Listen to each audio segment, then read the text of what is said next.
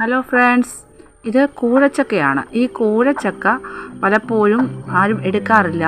കാരണം ഇതിന് നാരുള്ളത് കൊണ്ടാണ് ഇത് നമ്മൾ ഒന്നിനും എടുക്കാതെ പലപ്പോഴും ഇത് കളയുകയാണ് ചെയ്യുന്നത്. വരിക്കച്ചക്ക കൊണ്ടാണ് പലപ്പോഴും നമ്മൾ അടയൊക്കെ ഉണ്ടാക്കാറുള്ളത്. എന്നാൽ കൂഴച്ചക്ക അധികമായിട്ട് നമുക്ക് കിട്ടുന്ന സമയത്ത് അത് കളയരുത്.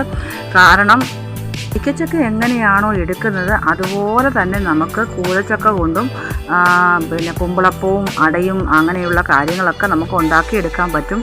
അത് എങ്ങനെയാണെന്ന് ചോദിച്ചാൽ, കൂഴച്ചക്ക നമ്മൾ കുരു നീക്കം ചെയ്ത ശേഷം ഒരു മിക്സിയിൽ നന്നായിട്ട് അരച്ചെടുക്കണം. ഇത് അരച്ചെടുത്ത് കഴിയുമ്പോൾ ഒട്ടും നാര് വരികയില്ല, നാരെല്ലാം പോയി കിട്ടും. വരിക്കച്ചക്ക എങ്ങനെയാണ് അതുപോലെ ഇത് ഇപ്പോൾ ഞാൻ അരച്ചെടുത്തതാണിത്.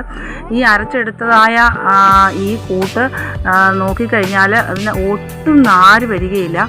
വരിക്കച്ചക്കയുടെ കൂട്ട് തന്നെയാണ് നമുക്കിത് കിട്ടുന്നത്, ഈ പൾപ്പ് കിട്ടുന്നത്. ഇതിനകത്ത് കുറച്ച് നെയ്യും പിന്നെ അതുപോലെ തന്നെ ചുക്കും ജീരകവും ഒക്കെ പൊടിച്ച് ഇതിനകത്ത് ഇട്ട്, സാധാരണ നമ്മൾ ചക്ക വരട്ടിയെടുക്കാനായിട്ട് എടുക്കുന്നത് പോലെ തന്നെ നമ്മൾ അല്പം ശർക്കര പാനിയാക്കി ഒഴിച്ച് ഇത് അടുപ്പത്ത് വെച്ച് ഒന്ന് വഴറ്റിയെടുക്കണം.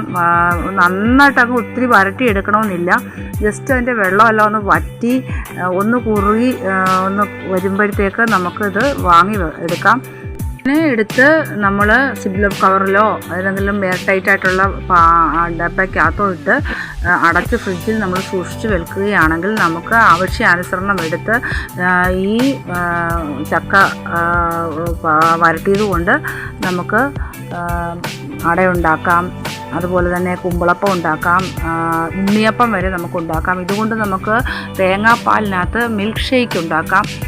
അങ്ങനെ നമുക്ക് എല്ലാ കാര്യങ്ങളും ഉണ്ടാക്കാൻ പറ്റും. ഇത് ഞാനിപ്പോൾ വഴറ്റിയെടുത്ത് വെള്ളമൊക്കെ വറ്റി ഒന്ന് പരുവമായി വന്ന ചക്കയാണിത്. ഇത് നമ്മൾ സൂക്ഷിച്ച് വെച്ച് കഴിഞ്ഞാൽ എല്ലാ വിഭവങ്ങളും നമുക്ക് ഉണ്ടാക്കുവാൻ പറ്റും. ഇത് ആരും പഴുത്ത കൂഴച്ചക്ക കളയാതെ ഉപയോഗിക്കുക. എല്ലാവരും ട്രൈ ചെയ്യുക.